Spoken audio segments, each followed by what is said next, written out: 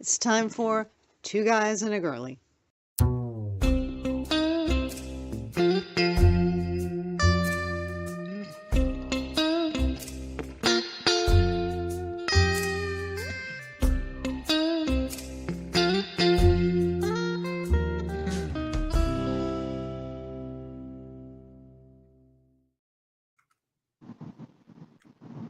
Hi, everyone. Thanks for joining us today at Two Guys and a Girlie. We are a program that comes to you live every Sunday, 2:30 Eastern Standard Time, YouTube and Facebook, where myself, Girlie, aka Denise, aka Girlie on the Edge, engages in a cornucopia of conversations with these two guys somewhere out there. Clark, Nick, welcome. You two. Hi, everyone. I have a quick question. Is it cornucopia of conversation or conversations? I would say Is that redundant? conversation. I would suggest conversational cornucopia.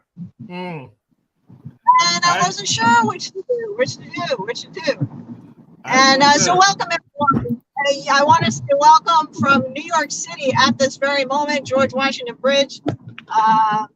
Beautiful day. Our first remote live stream, then, huh? Yes. On the road. That's right. Yes, yes. If So anyway, it's not rock and roll, I don't know and what is. conversation. You guys, what? If that isn't rock and roll, I don't know what is. Don't say what again. Right. Viewers, take a note. Watch Pulp Fiction, and we were discussing the indigenous or the language of the indigenous people of the country of what? Say one more time. Anyone who has watched Pulp Fiction knows that scene where Samuel Jackson interrogates a drug dealer, and you know the rest. You guys must have caught the. I guess it's an Easter egg kind of detail in the Marvel Civil War, Captain America Civil War, because at the end of it, spoiler alert, the Nick Fury had died, and they were standing around deciding what to do at the end, and on his gravestone had Ezekiel 25:17. Exactly. Excellent. Yes. Very good. A huge Easter egg. Hey, Anna. Hey, everyone. Say hi. Let's discuss, guys and girls. Thank you for being with us. A quick notice before we forget about it. Next week, it's Christmas. So we decided not to stream next Sunday. Hey, Tom. We just started. And Denise is on the road to New York. So are we live streaming in every way possible or not? So next week we won't be streaming, but January 1st, if everything goes well, we'll be here and we'll have a ton of topics. Trust me, we will. Yeah. Hey, listen, let me interrupt. Thank you. January 1st, I'll be on the road again in the opposite direction. Really? Yes. So keep that in mind as you end today, because otherwise there could be some conflict with time stream. So there should be a cinematic palindrome possible here. Yeah. And I'll leave it at that, because somebody was talking about how intelligent Clarks are, and to anybody new, Clarks has a personality type as opposed to me personally, and I laughed because it's all been known that the secret to appearing intelligent is simply not to talk a whole lot and throw out one thing that you're pretty sure nobody else knows and leave it at that. They'll fill in the blanks. It's kind of fun. it is true. Hey, Michael, glad to have you with us. Now, Yeah. So we've got another coast there, right? Michael is what coast? Michael is my brother. Ah, okay. I thought we had somebody from California on the Ah, line. it's yes, it's the Gullis man. Yes, the other Michael. Ah, Yes, okay. yes, the other Michael. That Michael is my brother. And Anna, glad to have you with us, Tom. Okay, so can I start with something that happened in my last six story? Probably you've read about it. Can we? Do you want to start with that, or you have anything Why else? not? Okay, Why not? so it's a continuation from what we were discussing last episode about point of views, first or third person. So what happened? I know you've read the story, and I wrote a six, but I have given in first person point of view, but I have given no physical description of the protagonist. None. Hmm. No physical description. There is a description of gestures, there is a description of thoughts, of actions, but no physical description of the protagonist. So it was very interesting for me to see that the majority of people who commented deducted that the protagonist was a he, a male. And that triggered the discussion we had about POVs, because I was in first person point of view. I am a male, so in people's mind, my protagonist was a male. Although there was no, again, there was time after time, and I went back reading my story just to make sure. He said something I'm missing. There was no physical description. So why do you think this happens? When we are using, what's the connection here? What am I missing? I don't think anything, which is put that for a subtopic about the notion of description of characters. But I was actually thinking about that this week with my own, because with some characters, I always go first, Ian, for instance. And I wonder about establishing that this is Ian talking, because the fun of first person is I'm just comfortable jumping right into it. Agreed, but you have established the character there. It's a one-off. It's a one-off here. So there is no she or he. I haven't mentioned anything like that. And it was interesting for me to see how not everyone, but most of our friends in the community deducted that it was a he. A she? Or a he, a male. Yeah. Well, that would make sense, because it's your. Why? They know you. Because I'm a male, and I'm writing in first person. So that means that when we write in first person point of view, readers are thinking we are expressing ourselves as he or she is in real life, because that's what you're saying. Why does this make sense? Unless you establish somewhere in the beginning, I guess via, that omniscient thing, a character, and then once established, then speak in first person. Does that make sense?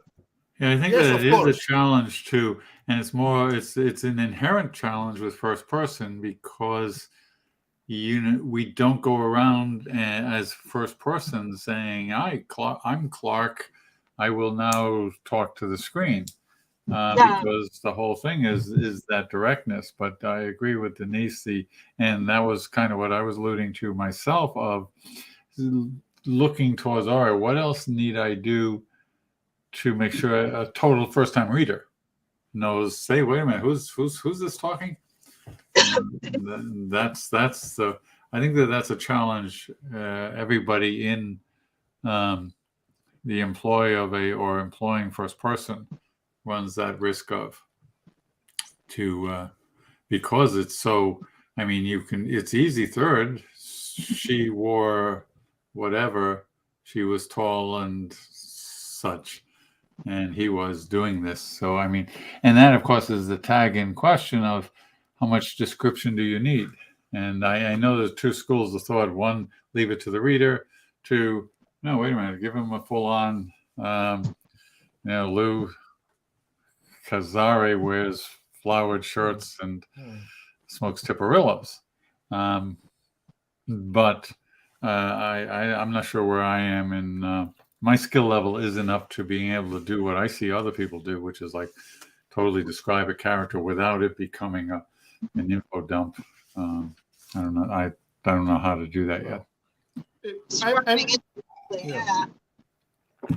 I'm just again thinking it as an interesting experiment that happened without me wanting it to happen.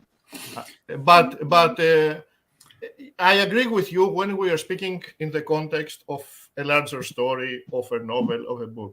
In the confines of the 6-sentence story, I don't think it is mandatory to establish fully the physical appearance of a character if it's a one-off. And then what I'm alluding to is maybe bias is too strong of a word, especially nowadays, but there is a bias. It was evident to me. Nick is a male, so he's writing in first person. Therefore, his protagonist is a he. Yeah. And that was very interesting to me to witness. It's a reasonable. Because, in fact, I was thinking of a female. I wrote in a comment, I was thinking of Eva Green playing that role when I was envisioning that character. And that's a topic. Writing cross-gender is an interesting thing. And it sticks because I was in a writing club when I first got totally serious. New England Women's Mystery Club. I was the only guy there, but that's okay because I had to do it. But that whole thing is because there were some people who were published and all, and I read some samples and they didn't do a particularly good job on it. And it's funny to see because what still sticks with me was a character talking about some guy. They were writing romance stuff. And she spent like 2 sentences on his hair, how smooth and curly it was. And I said, wait a minute, that's not a guy. That's a woman writing about being a character, being a guy. And I suspect there's a ton of those little minefields when you try to do one that is cross-gender, over the line kind of characters. So you might, I don't know. But so sorry. Yes, Dennis. Yeah. Go. It reminded me, Clark. And so, Nick, you asked about Anya Claro because Clark, you do have some experience writing female characters. Actually, a fair amount. Phyllis accuses me of not writing enough sympathetic male characters and killing them off anyway, which for whatever reasons that's been an you are going the Game of Thrones avenue, eh? Have a favorable protagonist and then kill him before the first season ends, like Ned Stark, the decapitation of Ned Stark at the penultimate episode of the first season. And then of course you have the Red Wedding. For everyone who has watched Game of Thrones, they remember that episode. It was a bloodbath. Again, some main characters were butchered in a wedding reception. And after that, everyone was waiting for the next thing. Because when these two happens in 2 consecutive seasons, then we were all going, okay, who is going to be killed next of the main protagonists? I saw that in some writing advice once about killing your favorite character. From J.R. Martin, or you mean from the author of the books? No.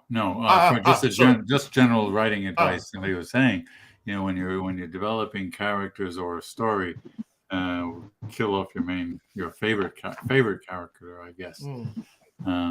But it's an interesting notion to do that, and I will say, for those that can connect the meaning, is that I use the doctrine to do that. I just go for because I do end up.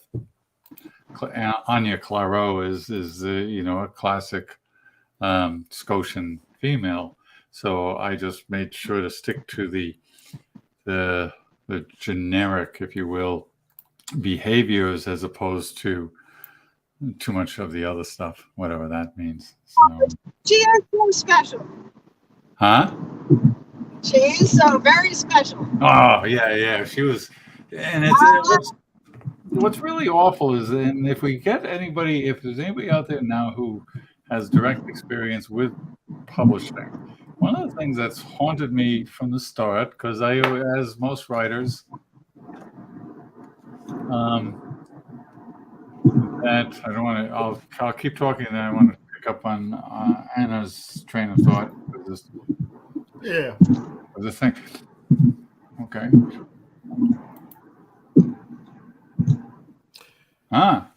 She says, Anna, that Yep. she once read a book she borrowed from a friend in which the narrative was first person, but after a few paragraphs, it was established that the character was neither a male nor a female. There is a lot of room. Obviously, science fiction, she says. Yes, exactly. There is a lot of room for a lot of curveballs to throw to your readers with that. Again, what amazed me was the direct assumption that it was a male protagonist. And that, I think, for me, as inexperienced as I am, but psychologically speaking, for me is a sign that there is an unconscious link we are making when we know the author of something we read. Because out of logical deduction, there was no way someone could deduct that it was a male protagonist instead of a female.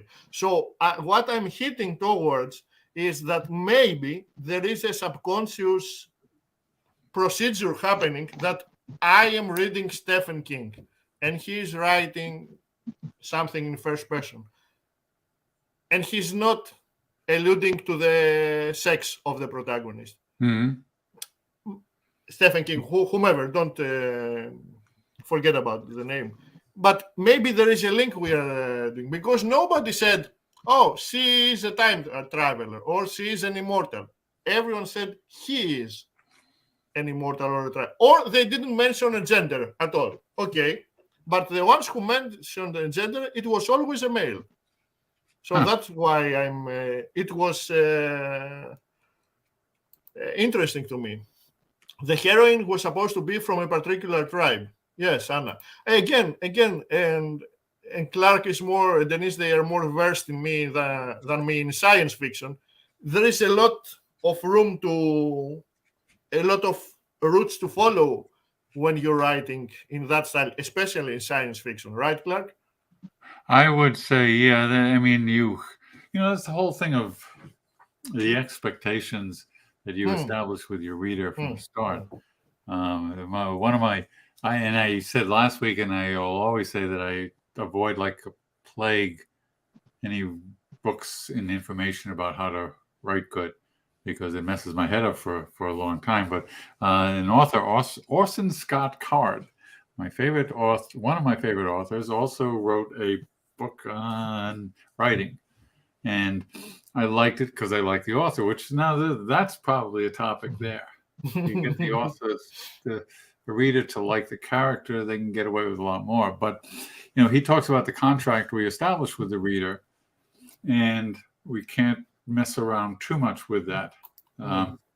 So too many tricks and what's the it becomes a trope, huh? Well, too many tricks and they get pissed off. Wait a minute.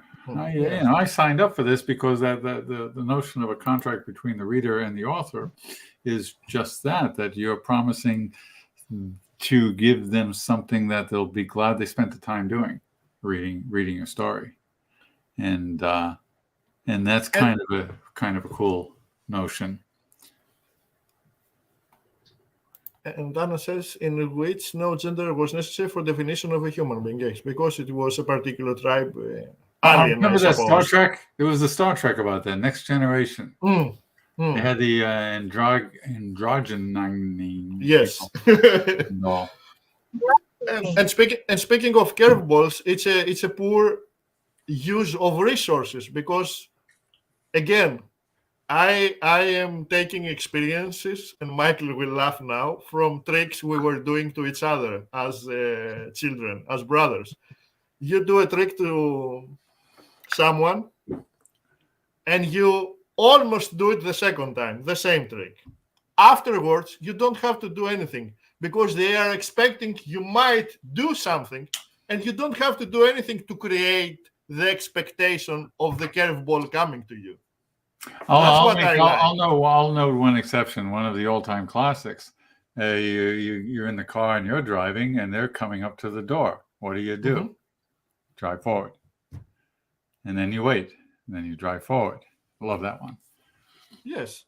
If you're 16 years old, to throw a curveball after a curveball after a curveball, yes. Eventually, you say, yeah. Use your imagination. It's what you said with the hair description, not mine, of course. It's lazy. I mean, put the work on it. Yeah. Or don't say anything about it. Leave it to me. Yeah. And that's what argues for the less is more, or less is allowable when it comes to character descriptions. I think the fact that you've got to. Tom says, you've got me thinking.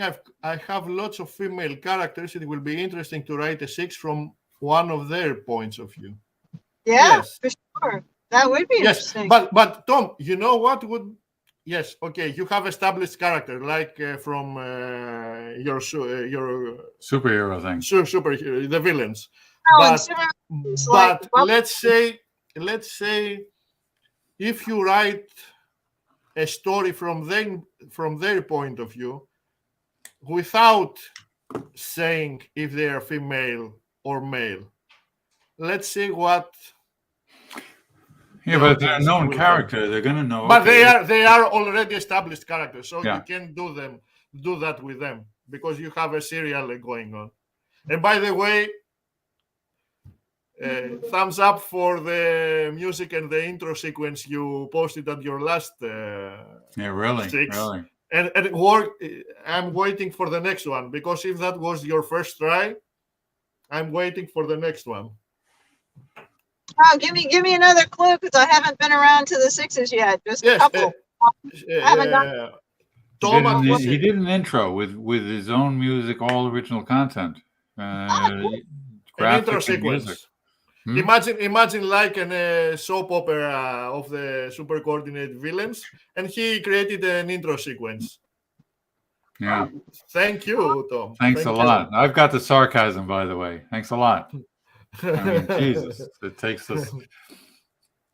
It's hard enough to write a 6, never mind to do the other stuff. But frankly, that's what I have always benefited in the environment and the company I keep online. Right from the start with the blog was that everybody it was always more people better than me at stuff than not, and the bar keeps raising. And by virtue of the people that I keep company with, it's never been a negative thing. Pain in the ass, but yeah. But it's like, man, because Keith Keith had said something this week about something about that whole notion of putting on as a production something. And so I had naturally, because I have a bad tendency to try to motivate other people to do stuff that I wouldn't particularly want to get involved in. Case in point. But that whole, and the others who have done the audio stuff, which is, I sort of congratulate them on that for not just for the effort, but to be able to execute it in a way that says, shit, I'd like to be able to do that. Yep, So, most definitely. Denise, where you are right now? What part are you driving through? On the New York Expressway. Hmm. is that north of Manhattan? It's south. It's south. I'm like, I forget. I'm not too far. I'm coming into Connecticut after I get through this place. No, Uh, then you're north of Manhattan. Huh? You're north of Manhattan, the city. You've been through the city. I guess. Sorry, I'm distracted by the police car with one in front, one on the right. Wow. Oh, show us. Take the phone. Don't get caught. The police. Well, what I have to show you are the giant buildings. Okay. Let me speed up. These are always impressive. Like, look at that. Wow. Look at that, man. Castle's Like, tall. there are people. That's like a whole world over there. That's the Jimi Hendrix line. The castle's tall and cold. I used that once. It's from Axis Bold as Love. And Yes. those things are amazing. Oh, welcome to the New York Thruway. Okay, that's official. All right. Well, the other literary name term drop is HOCOM. There's a science, one of my favorite science fiction books. I won't remember the author. Title is Bandersnatch, and it's worth finding and reading. It's good, Denise. It's good. Sorry, Clark. It's good, Denise. Don't worry about it. Yeah, you're It's back. good. Oh, wait a minute. I just, we Yes, you have did. police. Uh, Oh, Okay. police. Over there. Wow. Okay. Sorry. they're watching the stream, so they're trying to find the Corolla who is streaming through New York. That's it. Scrambling all the emergency sidebands. Speak. Am I okay now, Nick? Am I? Yeah. You're good. No worries. Don't worry about the Okay. camera. You're good. I will tell you if something is wrong. But in Sorry, the book, Clark. if you can find Bandersnatch, read it, because that term HOCOM comes from the author's term homogeneous community, and fast forward to residential communities developing along the lines of condominiums, but greater and greater scope, and effectively sort of upscale slums on every level of the economic scale. So, and we kind of see that in what you talk about on what's the confirmation bias or bias confirmation kind of stuff. That I think that was the point he was trying to make with that fact. Yep. I'm going to look that up. So we're all over. So, when you were talking earlier, Clark, you said something about the descriptions and when enough is enough or not, and that's a serious topic. I think we have started to go around it, but we're not into it yet. What is that hints us that enough? Stop now. You have edited enough. You have described enough. You have put a full stop there. What is it for you? Screw it. I'm done. I don't care if they hate it. That's mine. About the Writing it? about the final push of the publish button. Yeah. But as you are writing, what is it that tells you you have described enough of Lou Cesare as a character? Move to something else now. What is it within the story or as a character? Yeah. Within, not in a particular segment, but generally. What is it that makes you feel that okay, I have established my character through my descriptions as accurately or as descriptively I would like? What is it that doesn't prompt you maybe one more sentence or maybe two less sentences? Probably It's a feeling, or is it a knowledge? Is it something concrete? Probably What when is it? when he looks like the visual I have in my head, because almost all of what I'm doing is a movie being described in words. I mean, Mhm. I will run a story in my head, basically scene by scene, and just alter it until it makes sense. Mhm. And so when it comes to descriptions of characters, um, it's until I see them on paper the way I see them in my head. So I think you are a big fan of storyboards, the way we see at the backstage Yeah, except it's in my head. documentaries. Yeah, yes. So when they're creating the director's storyboards of the movie scene by scene to pitch the idea to the studios, essentially this is what you're saying. You're saying, but you're not drawing them. You are seeing them in your head, right? Yeah. And the closest you are to them, the more confident you are to move forward, right? Yeah. Denise, is it similar for you? Are you visualizing So your stories? Are you visualizing your stories before yours? And that makes you confident that you have. I think what you're asking me is, do I visualize before? Yeah. Or Okay. how Yes, how No, well, here's an example. Your loft in your recent six. Did you spend time picturing it in your head before trying to describe it, or did you just describe it? Oh man, due to time constraints, a little bit. apart from You the know, latest six, in generally, what do you do? How do you feel That's- confident? How do you feel confident What's about your? interesting? Hmm. Well, this leads me to another train of thought related to that six by Len's comment. And I went and reread how I wrote a part of that six about the bartender. Her arms are loaded with packages, wind's blowing her hair all over the place. So she bends down, kind of, because she can't lift her arm all the way up to her face, to her forehead, so she bends down.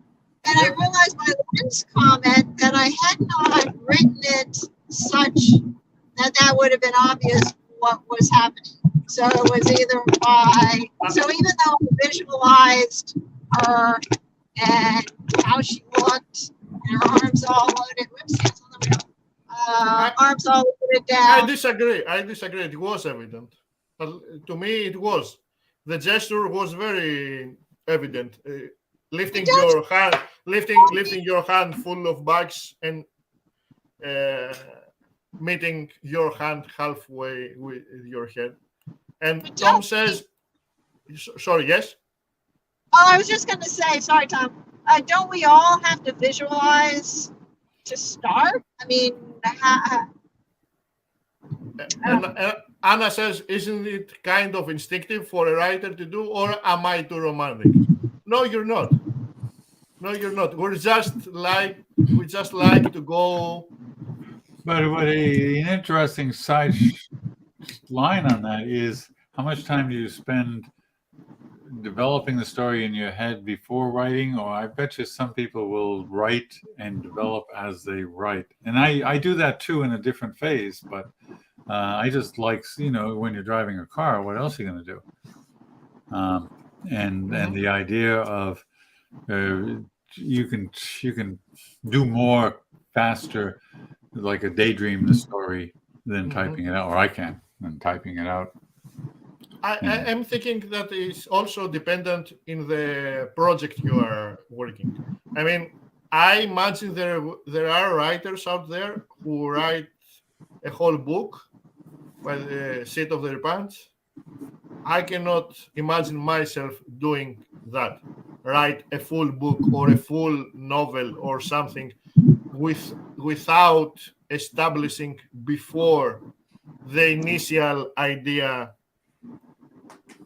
expands not everything but some premise. I mean, I will try and develop next year what it started out as a single story, The Way of the Warrior, the story of a lonely samurai.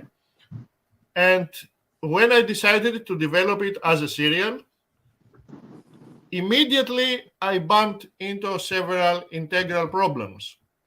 For one story, it was okay. It was accepted very well. But if I wanted to continue, I have to establish who is the bad guy of the story. Why?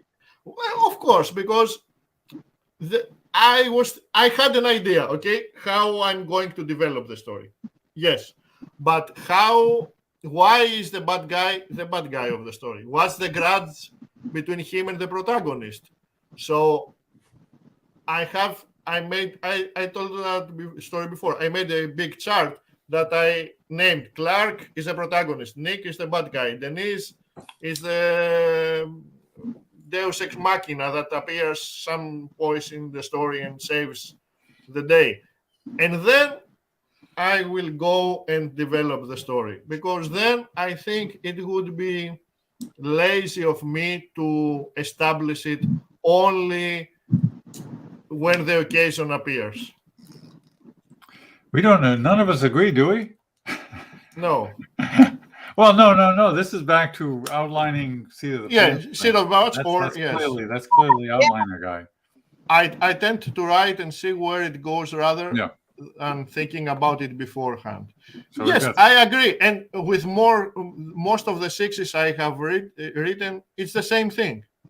But for me, the serial, and I have not written the serial yet, so we'll see. But when I decided that I would like to create a few episodes based on that character and his story, I said, okay, there will be a conflict at some point. I want to have a conflict at some point. Or there were some people that tried to kill him at the first story. Why are they trying to kill him? Well, of course, don't you let that unfold as you continue writing? That could be the case. Maybe now that I'm thinking, because I'm thinking as we are talking, the reason maybe I did that instead of evolving the story as I write is because I have predetermined. Now I remember that, Clark. There are 8 basic virtues of Bushido. Okay, the code of the samurai warrior. And I have decided that each story will be a chapter title under that virtue. Okay, politeness, bravery, courage. So I had already a predetermined number of episodes. And that already created a limited space inside which I would have to develop everything. That's why now I remember I felt compelled to draw out a storyboard of the characters and the connections, and then decide how am I going to weave between them. Otherwise, yes, I will probably go along as each week. Yes. Anna, do you do serial kind of stuff? Your Seat of the Pants versus outline? Who are you asking? Was that? Who are you asking that question? I was asking Anna that. No, that's why. Okay. So tell me what you got. So we got Tom down for Seat of the Pants, Denise, and so 3 against 1, Nick. Sorry, you got to convert. But that note to me, I already write Seat of the Pants. All my 6s are Seat of the Pants.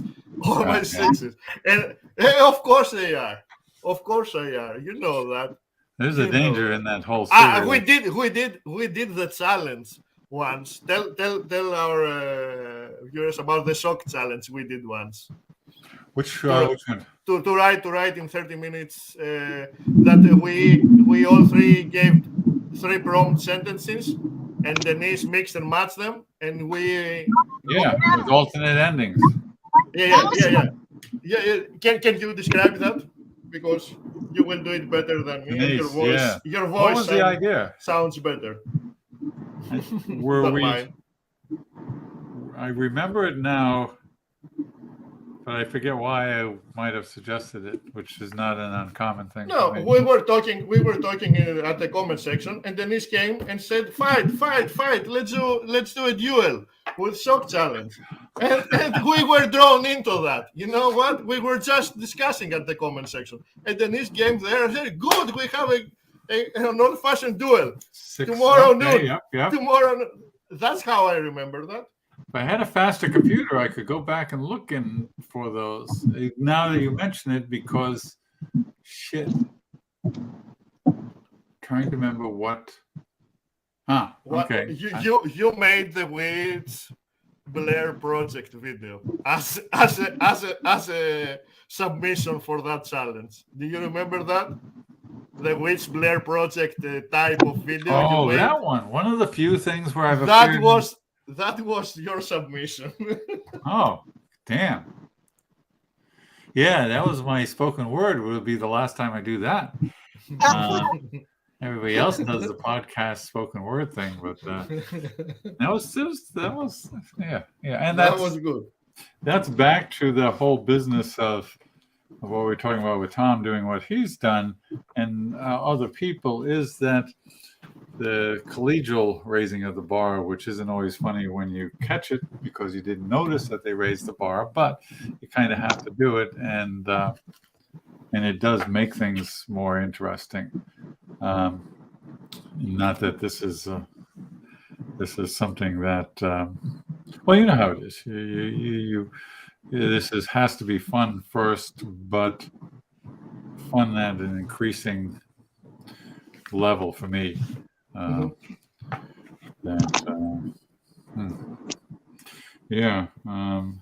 fact, characters, when you talk about that, there's the danger or the risk in Seat of the Pants is when characters show up, because I think I've done 1-2 complete stories, and the rest are works in progress. But the idea of, for me at this stage of what I'm doing, is it's just plain fun to write these little storyettes, even though they're mostly scenes rather than anything else. So, but yeah. Hey, guys, and Anna, do you want to ask us anything since it is the last episode of this year? Tom, we said again that we will be back on January 1st. We won't stream on Christmas Day, but we will be back on January 1st, and hopefully Denise will be driving at the opposite route she's driving now. So if you want anything to ask us, now it's the time. Now it's the time. I'm in, by the way, if anybody wants to know. What's that? I'm in Connecticut, by the way. Okay.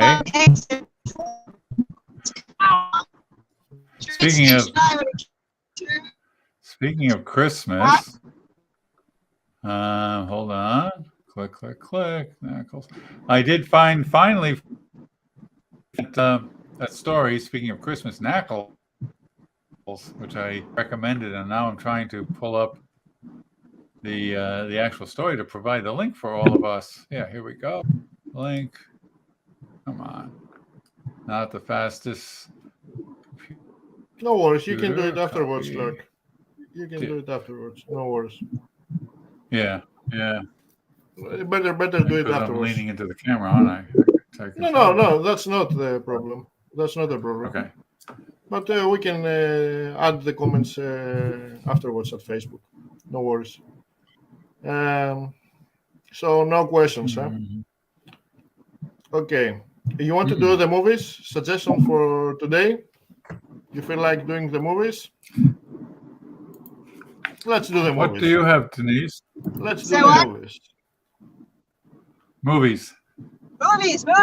Okay. Well, the clue to my movie for today is in today's 6-sentence story word prompt post. So that if you've got a computer, you better go look up Pursuit Special. Wait. Google that, and you'll see what comes up. Google what? My movie. What's The outer limits. You mean? Okay. Not the outer limits. No, hell no, man. It's Road Warrior. which one? No. The Road Warrior, the second in the series. Second in the series, Pursuit Special actually is the name of the vehicle that Max was driving in the Oh, really? second one. Yes, What was the name again? I didn't. Pursuit Special. Just go to that. The road in my pursuit special. Yes. Google that. I think that was a Cobra, right? It was AC Cobra. Yeah. I seem to have heard a reference to that. The name there with a hood scoop thing. And a Except I don't- supercharger too, Of course. which And I've only driven one car with that on a loaner, and everybody in the world has turbos, and they're fun if you're up at that speed. But a supercharger is holy smoke! Yeah. That is a large amount of fun. It doesn't have a lag. No, not at all. As No, turbos have. And then you have the electric cars, which are insane. Those which are should- insane. yeah. I had on July. I was in a road, in a suburban road, wide road. It has no traffic, and there were some BMW drivers that they were bugging me. Usually, it's always BMW drivers because they think they are the fastest, the cutest, and the wealthiest in the road. So I decided to rev up my motorcycle and get away from them. And suddenly I saw in my mirrors a white car just coming behind me relentlessly. But I couldn't hear anything. What the hell is that? And just like, I was in about 150 kilometers per hour, and it went by me like I was stopped. Let's say like 200, not 200, sorry. Let's say what? 100 miles per hour. And later at the traffic light, I saw it was a Tesla. It was at the beginning of their production. I have never seen one, but it was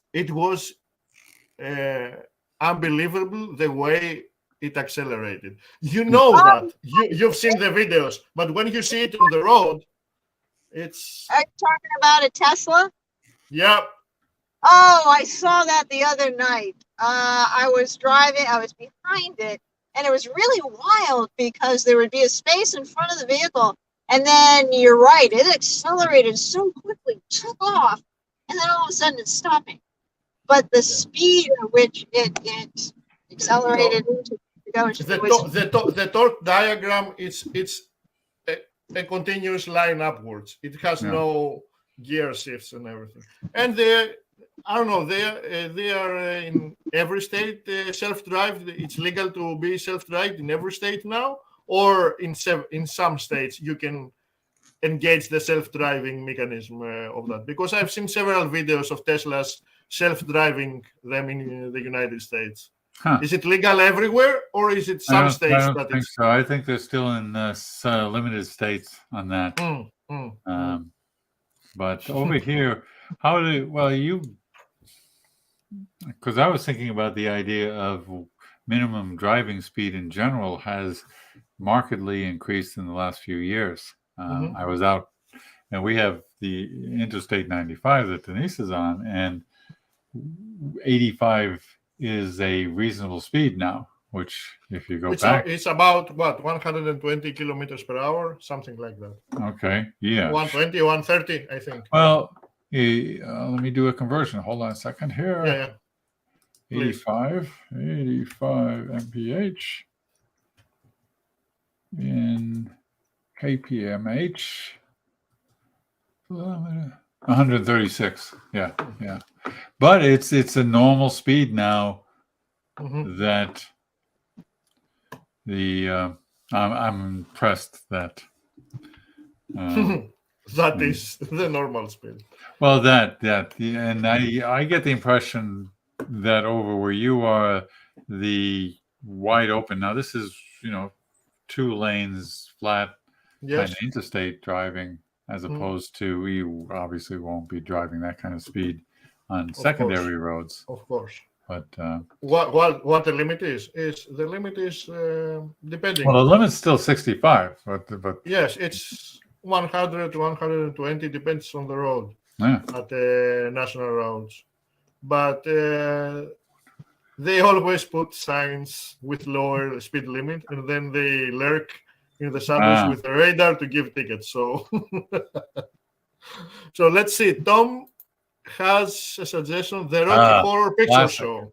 Classic. Not very festive, but so much fun. Okay, Rocky Horror Picture Show from Tom. The original. Yeah.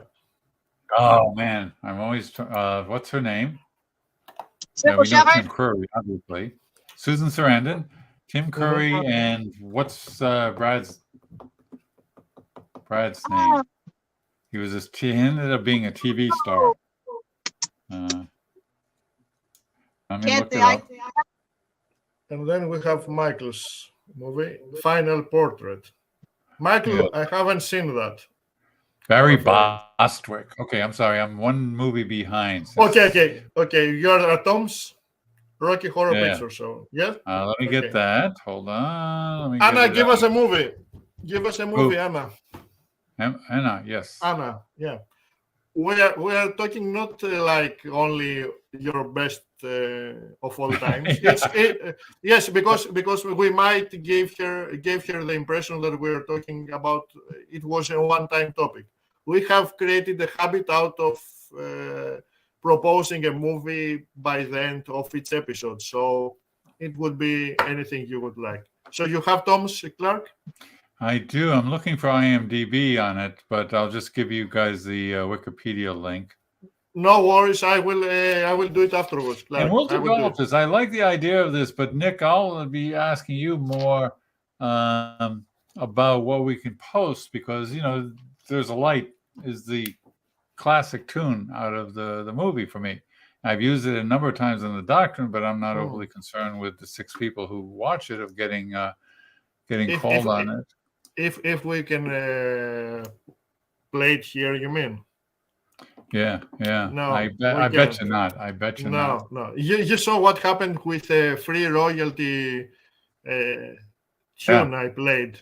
And it was free royalty, and Facebook flagged it. So, okay, Michael's is Final Portrait. Don't worry, I will find the MDBs and you can do it post production, right? Yeah, and post them on Facebook afterwards. Don't worry about that. Our picture show and yes, you have seen Final Portrait. Now, if Michael says I have seen it, he's probably right, but I can't recall the movie, Michael. But if he says I have seen it, that's because he gave me the movie to see it. So don't worry about it. So Denise's movie was Road Warrior. The Road Warrior. Haven't we proposed that movie before? I think. No, we talked about the Road Warrior we talked series. Yeah. Okay.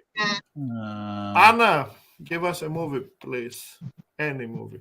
My movie will be something I watched lately. Recently, not lately, sorry. Pinocchio by Guillermo del Toro. Oh, that's new. Yeah, that's new on Netflix. It's on Netflix. It's new. It's 2 weeks old. It was. But what amazed me, apart from the movie, you have to watch it, as with every movie. It's a stop animation movie, okay? And it's not a musical, fortunately, because I don't particularly like musicals. No. But it has songs, but it's not a musical. But what blew my mind was when I watched the documentary that accompanies the movie on Netflix. The team has been on creating that movie for 15 years. Wow. Huh. 15 years. For 15 years, they persisted in creating that movie through all kind of troubles you can imagine that happened during these 15 years. And to that kind of commitment Really? in producing one's vision, I can do nothing less than have total respect of that. Because imagine, it's not one person that, okay, gambles his own time. There is a team of people whose their livelihood is depending on that project. And to carry on for 15 years, I don't think it's a common thing. So Anna's movie is Misery. Oh yeah, James Caan. Okay. Misery by Stephen King, Anna, right? It was Yes, James I've read the Caan movie. and what's her name? Kathy Bates. Mm, I Yes. did not Yes. see that. I didn't read the book either. I read a Yeah. lot of stuff. I did not read that book. Yes, Misery. Excellent. And you know, Clark, Okay, let me post that. I was looking at the statistics of some movies we have posted. For example, the Merry Christmas I posted, I proposed last week. The cost was $17 million or $22 million. It grossed 17. Another movie, I don't remember. Very good movies. They didn't do well at the box office. They were below their budget. And then you have some completely silly movies. I won't say a title of a recent one, but I was unable to watch it to the end. It was one of those Which one? rare time. Oh, the latest Thor, something in love. I don't know. Oh yeah, From- yeah, with I- Thorette and everything. Yeah. Something, yes. I could not. I am in for an action movie. I'm into cartoons, into comics, everything. But that movie, for me, it was like, and it grossed, I don't remember how many millions, hundreds of millions. So there is a big discrepancy there that I don't think it will be ever corrected. But it is sad to watch movies of that caliber to not even gross the budget. It's sad. Yeah. That speaks volumes for ourselves, isn't it? Yeah, I find sometimes I get the movies, and this mine will be an example of that, to where it was fun what they did cinematographically, or just the direction. Man on Fire would be one of my other favorites, but that was what's his name, Scott's brother, huh? Denzel. Yeah, Denzel Washington. With a director. little girl, Antoine Fuqua is the same. No, it wasn't him. But he's. It wasn't him. It It was wasn't him. Ridley Scott's brother who died. No, Antoine was a training day. At Man on Fire was. It's the one with Denzel down in Mexico. Let me see. Tony Scott, right? Yeah, Tony Scott, and Dakota Fanning was the girl at that time. and Yes. Fuqua was he's great because he does this thing. I'm not an art guy, but one or two paintings stick with me. And Edward Hopper has Nighthawks. Everybody knows the picture, which is the diner with two people in it. I could pull it up if I was more adept, but for Equalizer. He used that. You basically used the painting as the diner, which everything's centered around, and all. But that Thank whole, you, Frank. Nice to see you. Scary Movie 3.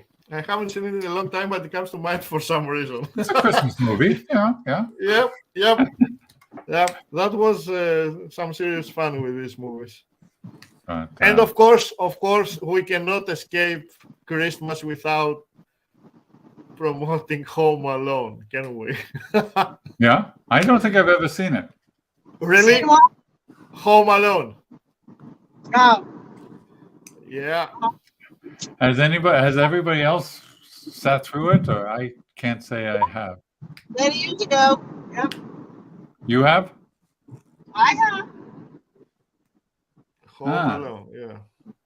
No, I haven't. It's almost as mandatory as Mariah Carey's. I have a question then. So, What's All I Want for Christmas? Personally, Anna says I slept through Thor. Thank you. I just closed the set. I couldn't finish, and I don't think I have ever felt that way about a movie. And I'm telling you, I have watched all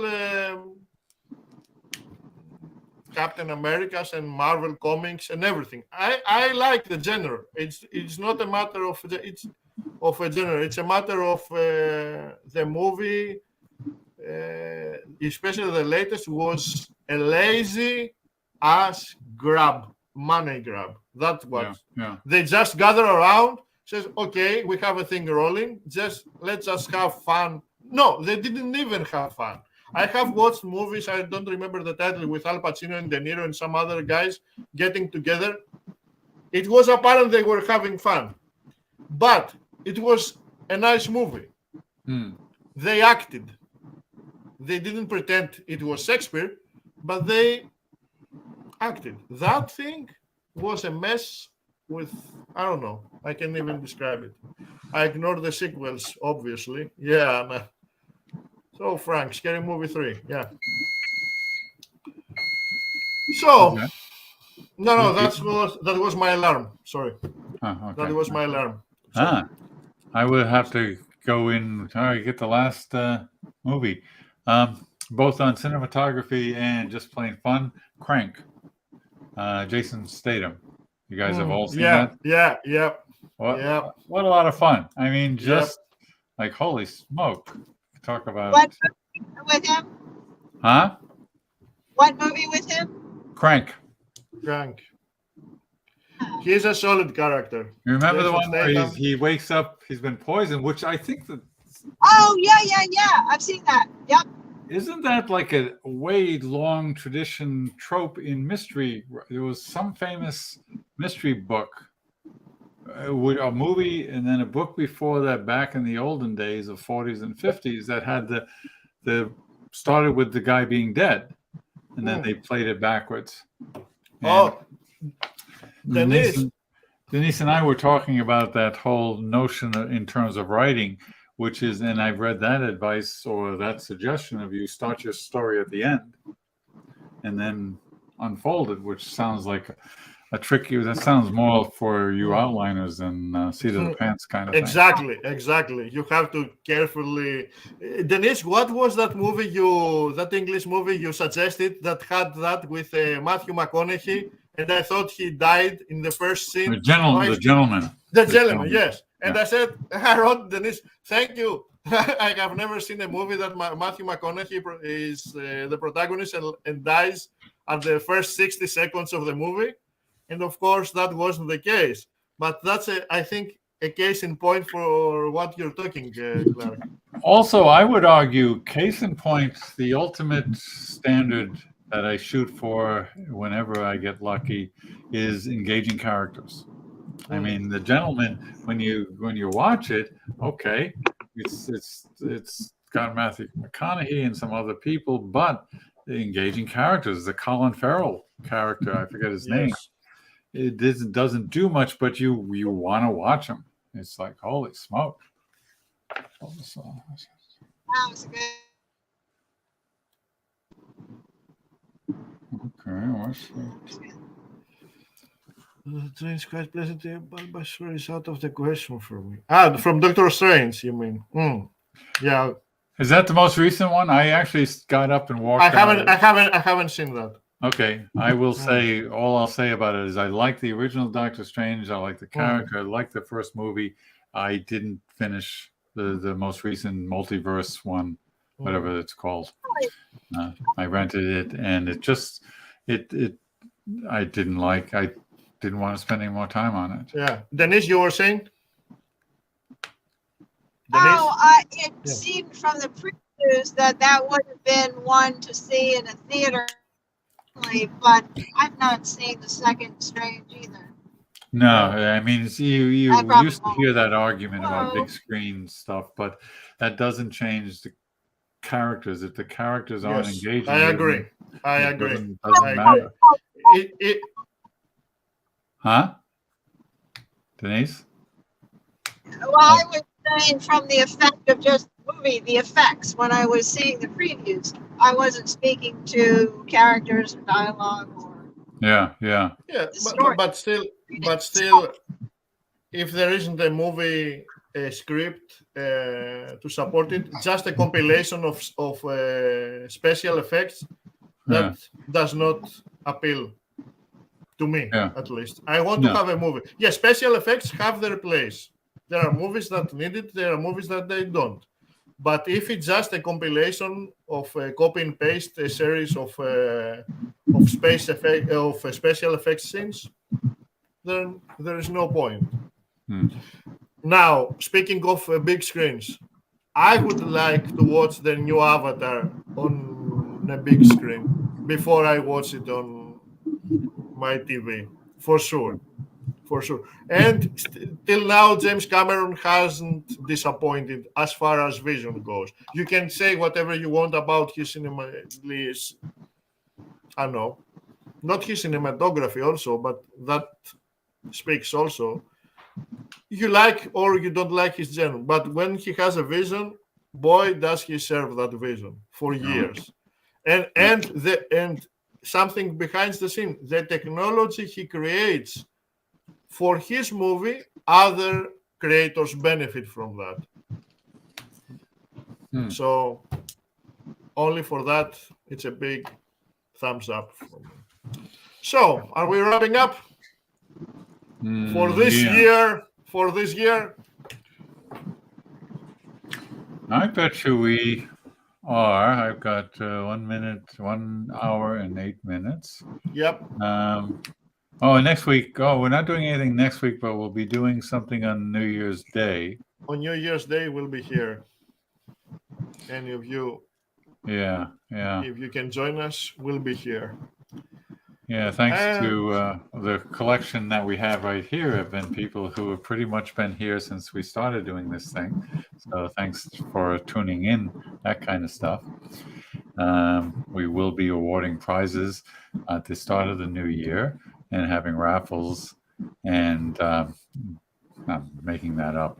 Denise is on her way to pick them up, by the way. Yeah, the prize is from New York. That's why she's driving there. Oh, okay, that's interesting. No worries. That's interesting. I thought of doing that once, trying to tell my story out loud to myself to write it down later, or do a transcript. And for me, it didn't work because I heard me and I was freaking crazy. Yes, Tom. Merry Christmas to everyone. Thank you, Tom, Anna, Frank, Michael, and everyone who is here with us, not only today, but in the previous episodes, and anyone who is going to watch them on replay. We really, really appreciate that you are here with us and you are connecting with us and you are discussing with us, and we hope to do that more during next year. Yeah. Denise, I agree. So any last words before the outro? Denise she's got the keyword, so we'll give her a minute now to set herself up as she flies to fly through the air. Yeah, you get the All right. outro because you're frozen. Oh, dude. Okay, well, thank you, everyone, for being with us today. It was interesting, even though I didn't hear all of it because of the road noise, but enjoyed myself, and I'm looking forward to New Year's Day. So, Okay, gonna add to that. all right, bye. TTFN. Bye, everyone. Merry Christmas to everyone. Be well. And see you next year. Bye-bye.